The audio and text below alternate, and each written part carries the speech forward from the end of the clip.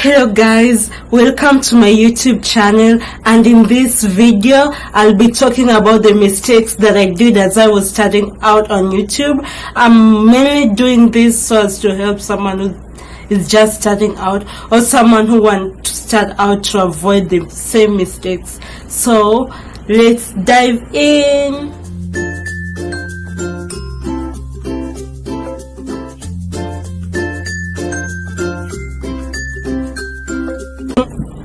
Hello, I'm Leah, and as I said, I'll be talking about the mistakes that I did as I was just starting out on my YouTube channel before I got my first 100 subscribers. So first, what I want you to know, so I'll be talking about 9 points. So first, I didn't do any research, and it's very important to do a research. Like, just know before starting out on YouTube, you need to do your research. You need to know how YouTube works. You need to kind of figure out, like, you know, what's expected from you so that you do the right thing. So first, even before you start any business or just anything, you have to do your research. So first things first, do your research. Secondly, know your niche. Know something that you want to do. Know what you want to do on YouTube. Know the kind of audience that you want to attract. It's very important, because when you want to get everyone, you lose everyone. Like, when you try to attract everyone, like you can't get just everyone. You have to, like, aim at certain people, aim at the people that you want to serve. Okay, so know your niche, know what you want to do on YouTube. I know that's something tough, because, you know, just like, you know, like, some people decide to be entertainers. They do pranks, they sing. Some people do tutorials, some people do reviews. So you can have a specific niche and have other micro niche. The most important thing is to know what you want to do on YouTube. So thirdly, avoid copyrighted music. If you use copyright music, YouTube might bring down your video, or at some point when you want to monetize your video, you won't be able to do that simply because you used copyrighted music. So try as much as you can to avoid copyrighted music. Just be on the safe side. There are free music on YouTube library. You can also search online on some free good music. So just try as much as you can to avoid copyrighted music. The fourth point, make good use of keywords. Like, if you're doing a video on a certain tutorial, get to know the kind of keywords that you need to use, so that when someone is searching for that tutorial, they'll be able to find your video. So just as I said, the first thing you need to do is to research. So talking about keywords all has to do with research also. There's some softwares like VidIq that will help you find the kind of keywords that you need to use.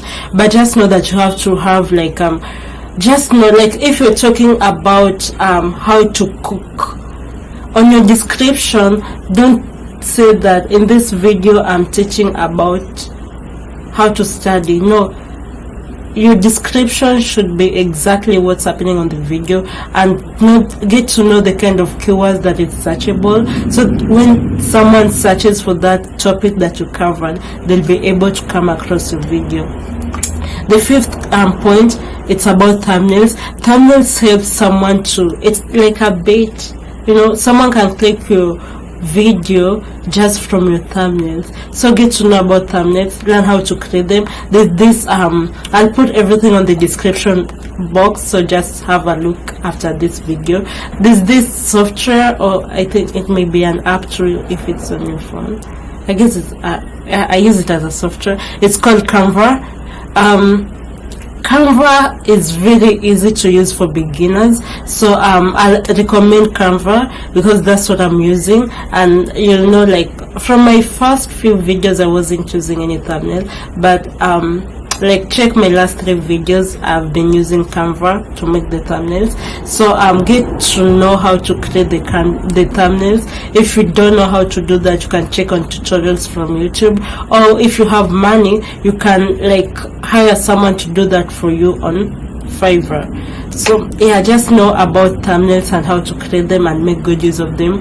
Make good thumbnails. Know about the 6th point, be audible enough. People tend to, like, if I click on your video but I can't hear what you're saying, I'll go find something that I'll be able to hear. So invest on your audio. If you realize while editing your video that your audio you are not clear, you can edit that. You can add the volume. If there was some background noise, I know there are some apps like Adobe which have some noise reduction editing.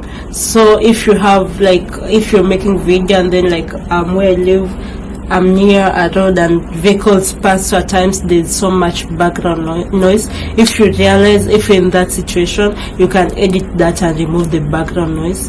And yeah, just ensure that you're audible enough, you're clear, and you're good to go. So talking about audio, also ensure that you've got good lighting. Okay, like if it's daytime, make use of the natural light. You can open your windows and just ensure that lighting helps to make your video look good. It helps to improve the quality of your video. So lighting and audio, same thing. So if you're making the video at night, probably you're busy at daytime, ensure that you've got like good lighting. You can invest on some soft boxes, and yeah, can make use. Just try to find a way of having good lighting on your videos. So avoid sub for sub. Don't ask someone to subscribe to your videos so that you subscribe to theirs, because at the end of the day, you might end up having so many subscribers but no views or few views. If people subscribe to your channel simply because you'll be subscribing to their channel, maybe they are not interested in your videos, so they just subscribe so as to get a new subscriber, but at the end of the day they won't be watching your videos. So just avoid that, to ensure that you have people who are like real people who are interested in your channel, people who are interested in your videos.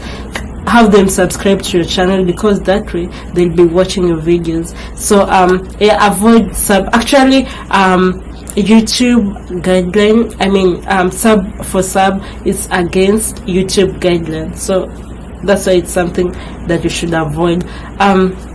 Also, this is very important. It's the last one but not least, and it's so important. When making your videos, have a good facial expression. Like, don't make your videos looking bored. Like, when you're doing a tutorial, don't look so bored.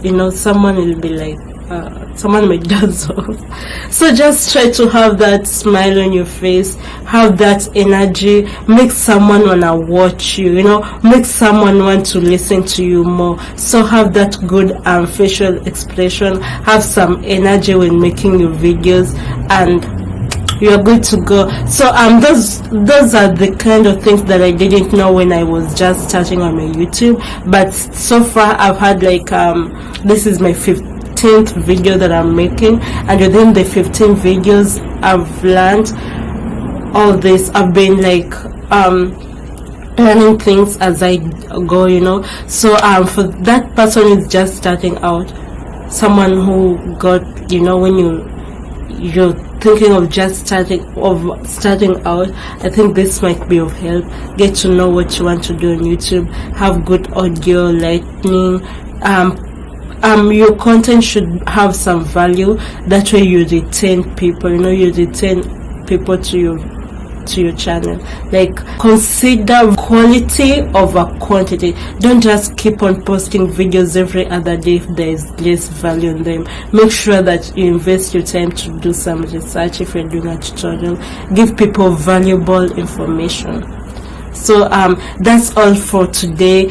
on my next video I'll be taking you to a tour, so stay tuned. If you like this video, give it a thumbs up, subscribe, and let's meet next time. I'll be taking you to a tour in my YouTube studio, and I've been like making some advancement, and I would like to share it with you guys. So till we meet next time, see you.